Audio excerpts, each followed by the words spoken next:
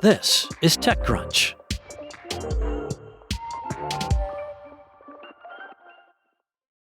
OpenAI CEO Sam Altman finally took the stand this week to defend himself against his former co-founder Elon Musk's lawsuit challenging OpenAI's corporate structure.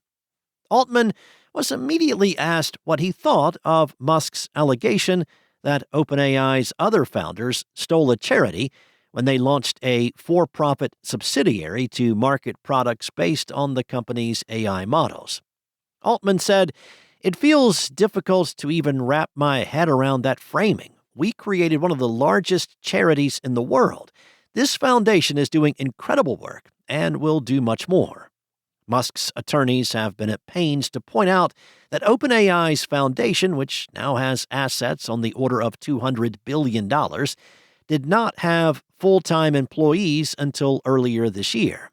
OpenAI board chair Brett Taylor testified that was simply because of the challenge of converting OpenAI equity to cash, which was accomplished with the organization's most recent restructuring last year.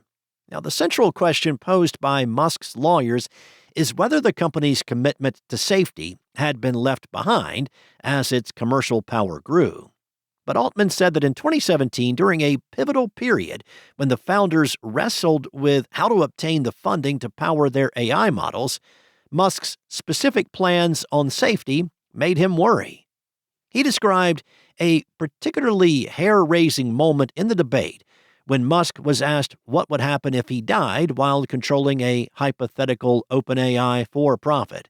In Altman's telling, Musk said, "Maybe OpenAI should pass to my children." Altman said that Musk's focus on controlling the initial for-profit gave him pause because OpenAI was dedicated to keeping advanced AI out of the hands of a single person. And Altman, with his experience running the prominent startup accelerator Y Combinator, knew founders who had control usually did not give it up. Altman also testified that Musk's management tactics, which might have worked for engineering and manufacturing, did not work at OpenAI. Altman said, "I don't think Mr. Musk understood how to run a good research lab. He had demotivated some of our most key researchers.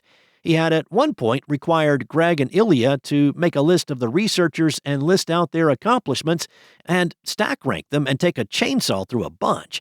That did huge damage for a long time to the culture of the organization."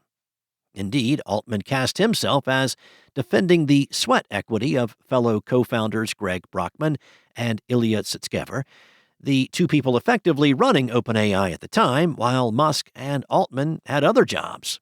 After that clash went unresolved, Musk ultimately left OpenAI's board and started competing AI initiatives at Tesla and his own AI startup xAI. But Altman kept in touch with the mercurial businessman, updating him on OpenAI's work and seeking his funding and advice. OpenAI's lawyers noted that Musk had been kept up to date and asked to participate in the investments that his lawsuits now claim corrupted the nonprofit. During one discussion of a Microsoft investment into OpenAI back in 2018, Altman said that unlike a lot of meetings with Mr. Musk, this was a good vibes meeting, where Musk spent a long conversation showing us memes on his phone. Google and SpaceX are in talks to launch orbital data centers in space. That's according to a report by the Wall Street Journal, citing sources familiar with the matter. The potential deal comes as SpaceX gears up for its $1.75 trillion IPO later this year, selling investors on the idea that data centers in space will be the cheapest place to put AI compute within the next few years. It also follows Anthropic's deal with SpaceX last week to use computing resources from xAI's data center in Memphis, Tennessee, with the potential to work together on orbital ones in the future. Google is reportedly talking to other rocket launch companies as well. The company also plans to launch prototype satellites by 2027 as part of an initiative called Project Suncatcher. Elon Musk has created hype for orbital data centers, claiming they are cheaper to operate. Advocates also point out they are free from the local backlash that U.S. ground based buildouts attract. However, as TechCrunch recently reported, the terrestrial data centers that are being built today are much cheaper than those in orbit once satellite construction and launch costs are factored in.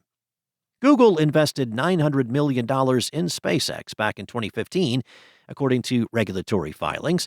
TechCrunch has reached out to both Google and SpaceX for comment. That's all for now. For the latest tech stories, go to TechCrunch.com.